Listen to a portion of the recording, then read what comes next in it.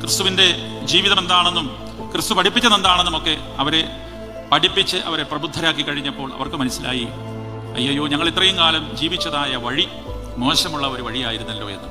ഇത്രയും നാള് ഞങ്ങൾ പ്രവർത്തിച്ചതായ പ്രവർത്തനങ്ങൾ ദൈവത്തിന് നിരക്കാത്ത പ്രവർത്തനങ്ങളായിരുന്നുവല്ലോ. അങ്ങനെ അവർക്ക് വലിയൊരു ഭാരമായി. പിടിച്ച് കരഞ്ഞു, ചിലരൊക്കെ വാവിട്ട് കരഞ്ഞു. എന്നാൽ പൗലോസ് അപ്പോസ്തലന് തുടർന്നും പല സ്ഥലങ്ങളിലും മിഷണറി യാത്രകൾ നിർവഹിക്കേണ്ടതായി ഉള്ളതുകൊണ്ട് അദ്ദേഹം അവരെല്ലാവരെയും ആശ്വസിപ്പിച്ച് കപ്പലിലേക്ക് കയറുകയാണ്.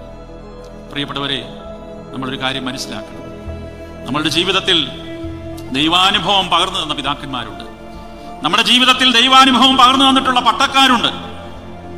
നമ്മുടെ ജീവിതത്തിൽ നാം ആത്മീയതയുടെ അനുഭവത്തിലായി തീരുവാൻ നമ്മെ വഴി നടത്തിയവരായ പിതാക്കന്മാരെ നമുക്കുണ്ട്.